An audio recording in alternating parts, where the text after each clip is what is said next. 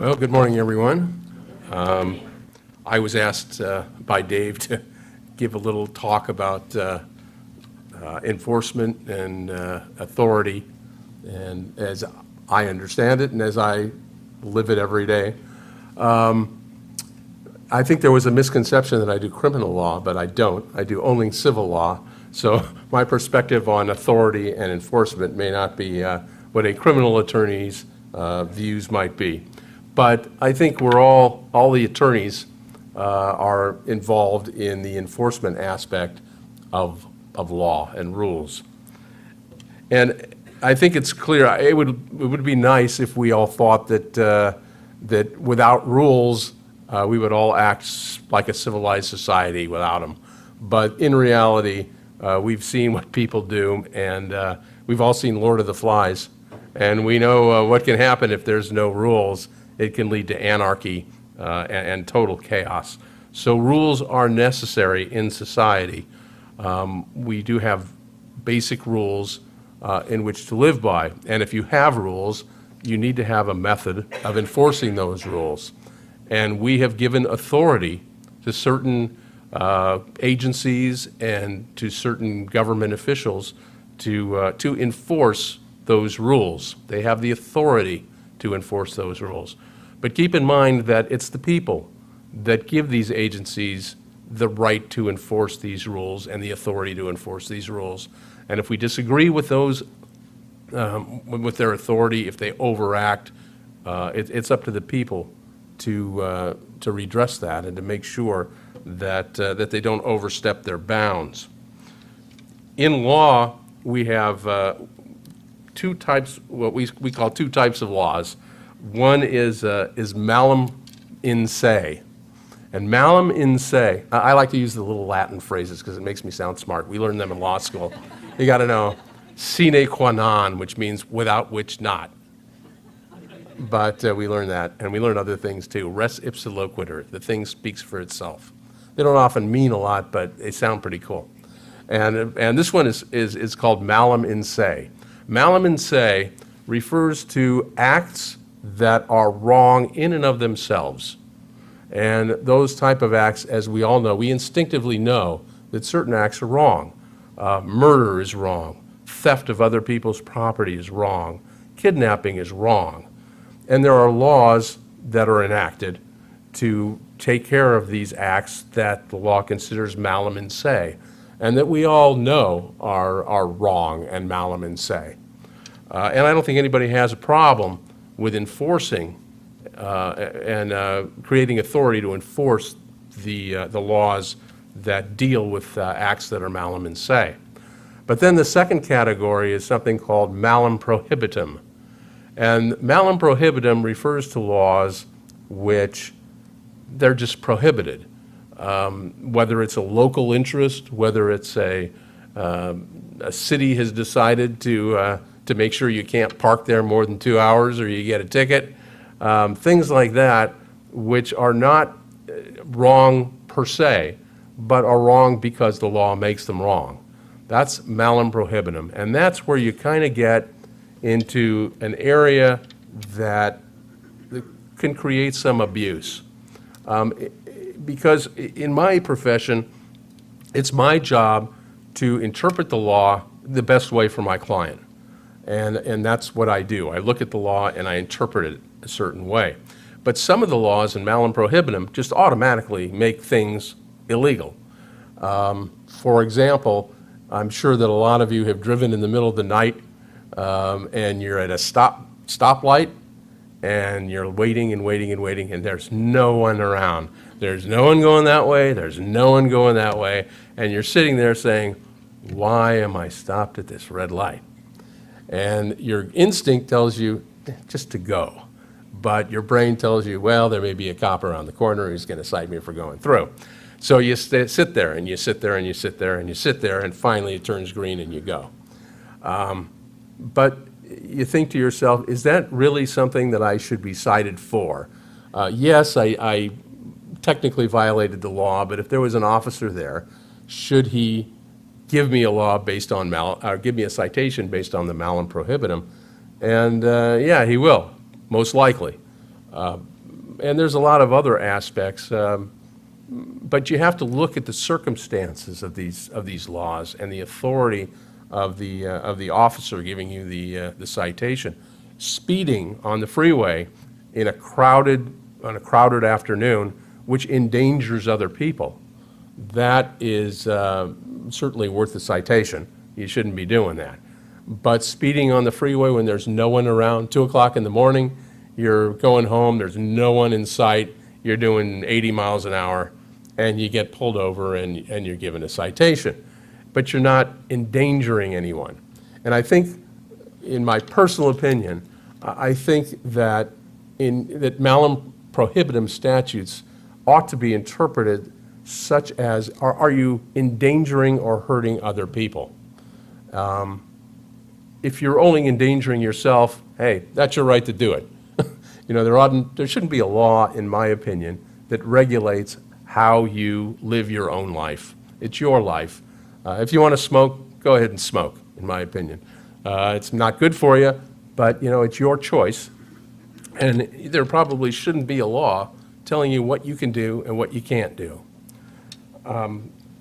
But the law enforcement has been granted, they've been granted authority to enforce the rules, which fall into the malum in se and the malum prohibitum statutes.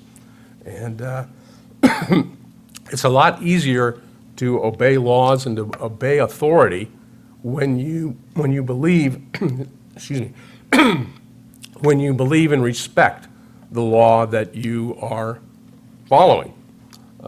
If you don't respect the law, then you're not going to respect the authority or the officers that are trying to enforce that authority.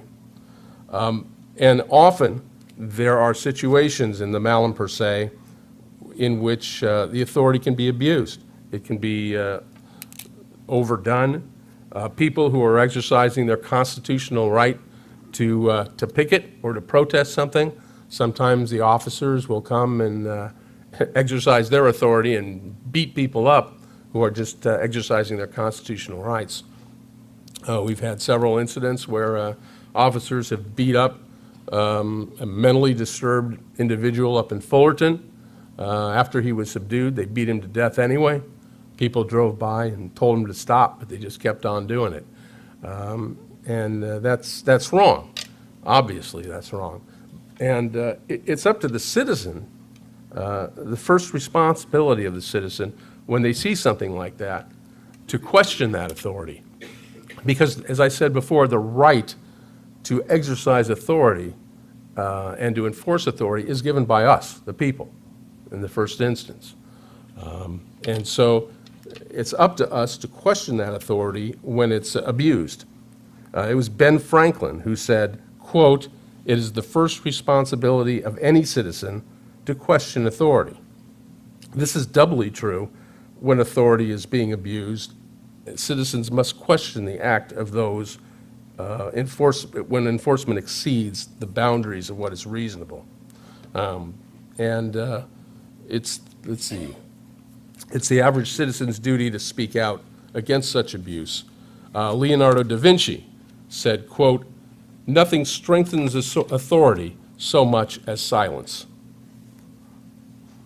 And finally, Albert Einstein said, "Unthinking respect for authority is the greatest enemy of truth." So we all need to question authority. We shouldn't sit back idly and watch authority being abused. And speaking of malum prohibitum, if you walk into my office at work, you'll see an entire wall of bookcases with laws, codes. Some are criminal codes, some are civil codes, some are corporate codes, but there's thousands and thousands and thousands of codes. And sometimes you scratch your head and you say, do we really need all of these codes? Sometimes I think, now I'm getting into my personal opinions, sometimes you think that that the people who create these laws are just trying to justify their existence. I mean, Congress, the reason they're there is to enact laws. If they don't enact any more laws, like what good are they? They got to enact laws. That's what they do. I happen to represent developers, And developers develop land. If there was no more land to develop, they would be out of business. So they continually find land and continually build houses. It really doesn't matter how many they build. It doesn't matter how many we need. They just continue to build them. And I sometimes I feel that way about Congress and how they just continue to enact laws. I get updates every few months of brand-new laws that have been enacted and brand-new laws that I have to worry about. Some of them have absolutely nothing to do with with anything. They're just justifying their existence. I think of that it's a microcosm as you go down. You start out with your homeowners association. Some people kind of get power hungry, and the homeowners association has decided that you can't have that particular type of grass in your front yard. You have to rip it all out. And even if it costs you a fortune to put in, there's a fella on the homeowners association who doesn't like that particular lawn, and it's got to go. The next level up is the city council. You get a city councilman who's decided that he doesn't want your type of business in his city. He doesn't like the color that you have painted on your house. He doesn't like this or that. Then that goes on up into the state, and then finally into the federal government. But you got to be careful of these power-hungry people that start way down at the level of your homeowners association. So be sure you question these people. Be sure you don't automatically kowtow to the authority that people try to place over your head and try to force upon you. Question it and continue to question it. That's what I think. Thanks a lot.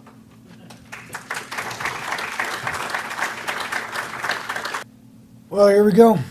You now have an active duty United States Marine in the pulpit to provide you insight on authority. What kind of right-wing stuff is he going to say? Let's start out with our rank structure. All right, first you got private first class, lance corporal, corporal, sergeant, staff sergeant, gunnery sergeant, first sergeant, sergeant major. Then you got warrant officer, chief warrant officer 1, chief warrant officer 2, chief warrant officer 3, chief warrant officer 4, chief warrant officer 5, second lieutenant, first lieutenant, captain, major, lieutenant colonel, colonel, brigadier general, major general, lieutenant general, general, and then you get to like the general of the Marine Corps. Everyone got that? Okay, there's going to be a test in about 8 minutes. Obviously, authority is something that is asserted in recruit or candidate training. For the first time, he or she fails to say sir when addressing a senior. So rank is memorized by the end of the first day in order to avoid these altercations. Authority is granted at the pleasure of the president and Title 10 of the Code of Laws of the United States of America, of which Rob was just starting to trip on in his lexicon of books. Look it up if you like, but I must warn you, it's a very dry read. I'm not going to bore you with any further more of that type of stuff. Instead, I'd like to offer you an alternative opinion of authority, as stated by Dave Weber this morning.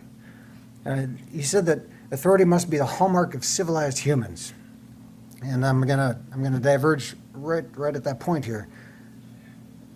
Authority is the hallmark of all living things, no matter how civilized they claim to be. Right now, my dog Goose is curled up in a ball in a living room couch at our house, just longing to be here at Tapestry. He's bummed out, not because he wants to be here with us, praising dog, or because he would love some post-service cheese and crackers. Goose wants to be here because this is where his pack is right now. It doesn't matter to him what his pack is doing. To belong and to share in society is the end in and of itself. As you know, a pack always has an alpha and a pecking order from highest to lowest. This ranking does many things, the chief of which is mitigating infighting. As long as everyone respects authority, those above him or those above them, the pack is happy and flourishes. It is the challenge of the junior to the senior position which causes social disruption. The authority is not good or evil, it's just a natural part of being part of a pack. Just like the human pack I was talking about, dogs are no different. All right? It's all in this acceptance of this natural order of your place amongst the pack. Goose knows he's not the alpha. Yet he finds himself in trouble whenever he challenges any of the next 4 superior members of his pack. He'll growl with displeasure, and he'll give up that warm center position on the bed after I come back from a late-night bathroom break. Sighing heavily, he'll wait right behind our chairs at the kitchen table while we humans finish eating our food before we can lace his kibble with a bit of hot gravy. Amongst our human pack, we long for that, or amongst our human pack, we long for that perfect view of ourselves, that bite of exquisite morsel, whatever our neighbors were just eating. And given the opportunity, we'd snatch it from the counter just like it was a pound of butter or a giant wedge of Jarlsberg. But stealing, that's wrong. That gorgeous house up on the bluffs overlooking the Pacific, that choice cut of tri-tip, we're not dogs. We wouldn't do that. Well, what if the current owner of that house up on the bluffs, in a moment of weakness, mismanaged his or her money, had to offer a short sale? Would not the humans of South Orange County descend upon them like a pack of dogs for a steal of a deal? And who wouldn't use that $5 off advertisement coupon for the struggling restaurant that they were going to eat at anyways?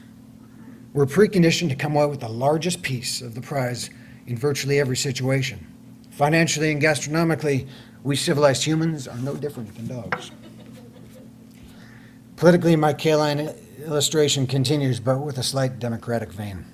Here in the United States, every person is recognized as possessing inalienable rights, which all but eliminates rank with the concept of equality and the right to vote. So instead, we elect our alpha. We bestow upon that person the authority to lead our pack. We yip and growl depending on how well the elected guides our society, and the alpha grows gray in the temples with every challenge to that position of status, as he or she must put those in place who challenge that elected authority. This can be simply as calling out the newly elected Republican-dominated Congress to pass a bill during a national address, or as bloody as offering our full support to the nation of France in the pursuit of recent free speech attacking murderers. As Unitarian Universalists, it is not our nature to support war. However, it's easy to see when one group has overstepped these bounds of their authority by conducting murder. By definition, this act crosses the line of valuing the inherent worth and dignity of every person, justice, equality, and compassion in human relations, acceptance of one another. The authority of all 7 principles is challenged by the very act of bloodshed. And so the dogs of war were released, and days later the challengers are squared away with the rest of the pack. Bloodshed for stability. But who is the runt of the pack? As an educated atheist, I recognize the inflammatory comments of Charlie Hebdo were challenged Islam's position within the world. Atheism, being one of the least popular beliefs across this earth, is nothing but a dangerous upstart to that of Islam. Islam's radicals in the past have destroyed even the calm effigies of Buddha, an idea much more ancient to their position. In respect, atheism is just an upstart to the status quo. And so, with righteousness on their side, the radicals killed 12 people.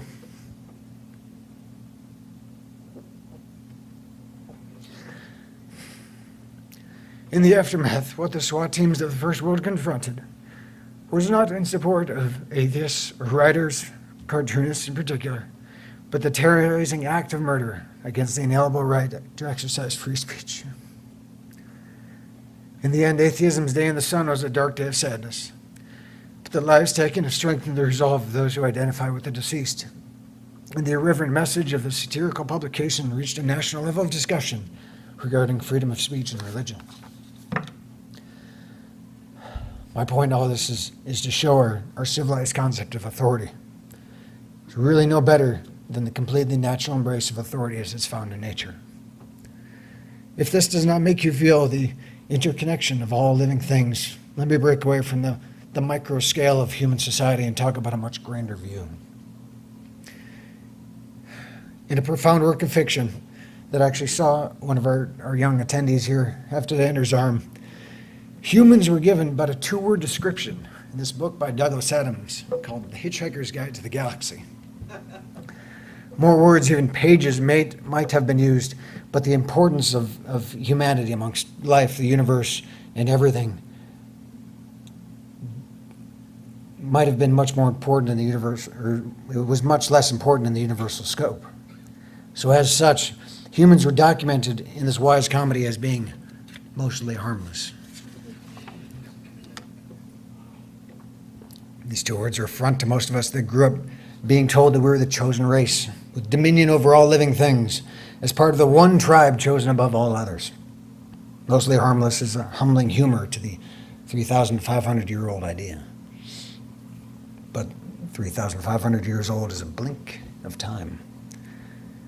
Even on a much smaller scale of our own planet, by stretching my arms as wide as possible, this grand timeline of our Earth, the existence of it being affected by humans on our crust is just the space between my thumb and forefingers.